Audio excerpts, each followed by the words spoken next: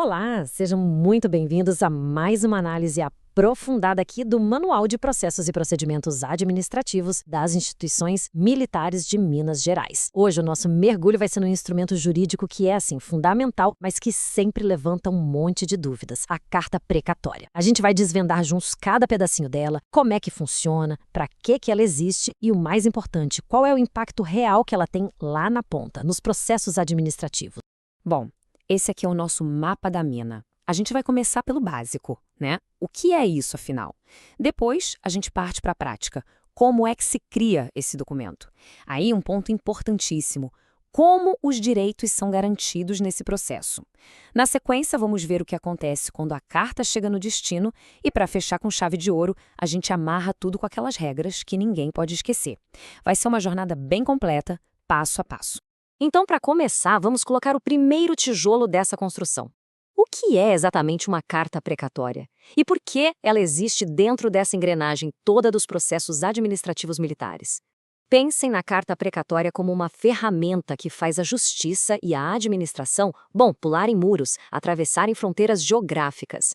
Ela existe para garantir que um processo não pare, que ele continue fluindo de um jeito eficiente, mesmo que as testemunhas ou as partes envolvidas estejam em cidades completamente diferentes.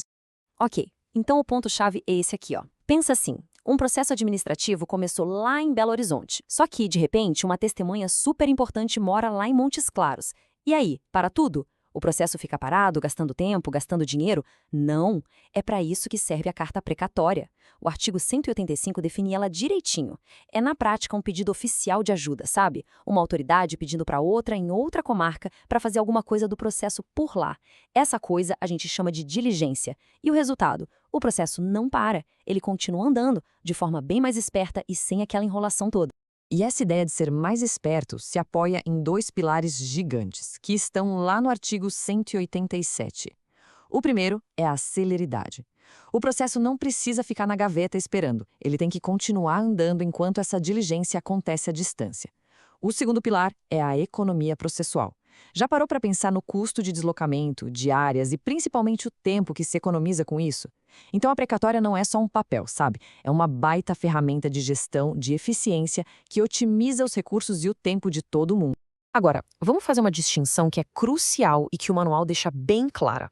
A carta precatória, que é o nosso foco aqui, funciona dentro do Brasil, facilitando a vida entre as autoridades daqui. Mas e se a diligência precisar acontecer fora do país? Aí entra em cena a carta rogatória, que é mencionada lá no parágrafo 7º do artigo 186. Imagina que uma testemunha foi morar em Portugal. O mecanismo é parecido, mas aí a coisa envolve cooperação jurídica internacional. E um detalhe importante que o artigo ressalta: quem pede a diligência é quem paga os custos do envio. Isso é para garantir que o processo não acabe pesando no bolso da administração pública com despesas de envio e toda a burocracia internacional. Beleza, agora que a gente já entendeu o porquê, vamos para o como. Como é que esse documento tão importante é feito? Quais são as peças que não podem de jeito nenhum faltar nesse quebra-cabeça para que ele seja válido e funcione direitinho? Vamos descobrir agora. Olha, o artigo 188 do mapa é basicamente um checklist, e nada ali está por acaso. Primeiro, identificar as autoridades, a deprecante, que é quem pede, e a deprecada, que é quem vai fazer. Isso define quem é responsável pelo quê. Segundo, os locais, de onde sai e para onde vai, para não ter erro no caminho. Terceiro, anexar a cópia da portaria. Isso é importantíssimo para que a autoridade que vai cumprir a tarefa entenda o contexto todo do processo. Quarto, identificar direitinho a pessoa a ser ouvida, sem margem para erro. Quinto, a lista de perguntas, os quesitos. E, por último, pedir para ser avisado da data com antecedência. Um ponto que tem tudo a ver com o direito de defesa, que a gente já vai ver. E para garantir aquela celeridade toda que a gente falou, o artigo 187 é bem esperto. Ele permite que a precatória seja enviada por meios bem rápidos. O manual fala em e-mail, telegrama, fax, mas o pulo do gato está na expressão outros meios de comunicação disponíveis. Isso abre as portas para tecnologias mais novas, como sistemas de mensagem institucionais ou até videoconferência. O objetivo é sempre o mesmo: fazer a comunicação voar sem burocracia desnecessária.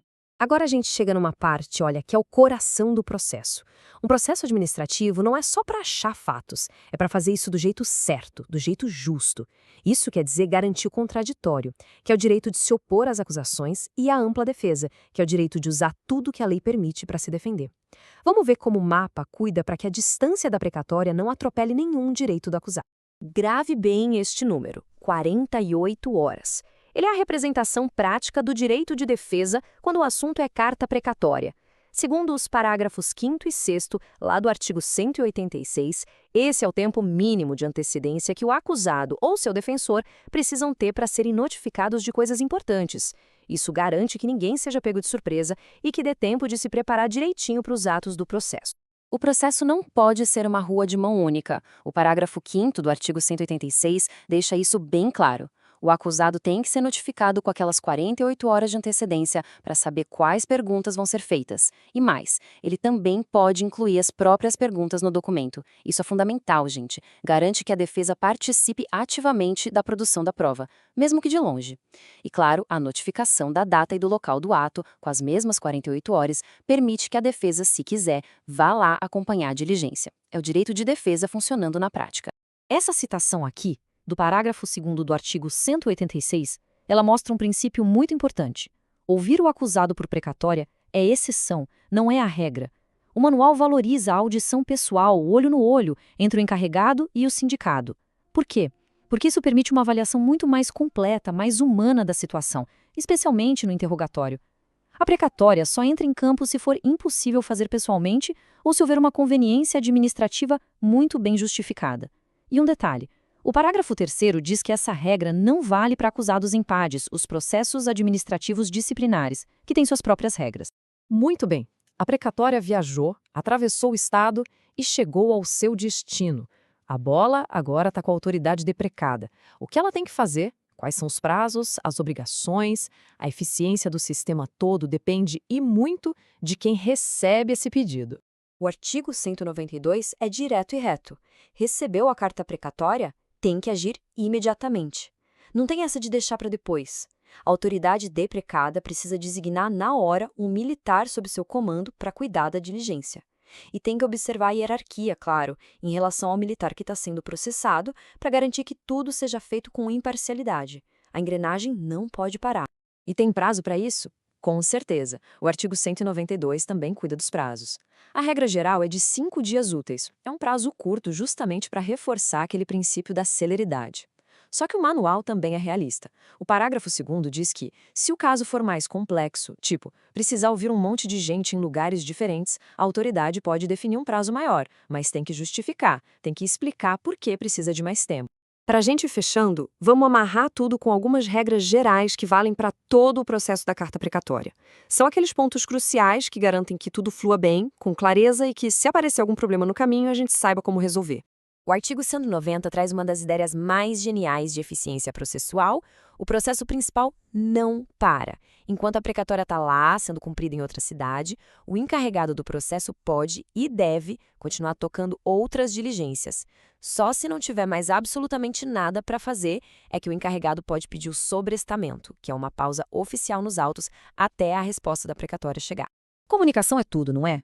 O artigo 189 bate nessa tecla. As perguntas na precatória têm que ser claras, diretas, organizadas. Não pode ter pergunta de duplo sentido, nada que gere dúvida, porque uma pergunta mal feita pode trazer uma resposta imprecisa e aí compromete a qualidade da informação. E o parágrafo único ainda dá uma flexibilidade importante. O militar que está cumprindo a diligência pode fazer outras perguntas na hora, se achar que precisa, para esclarecer algum ponto que ficou no ar.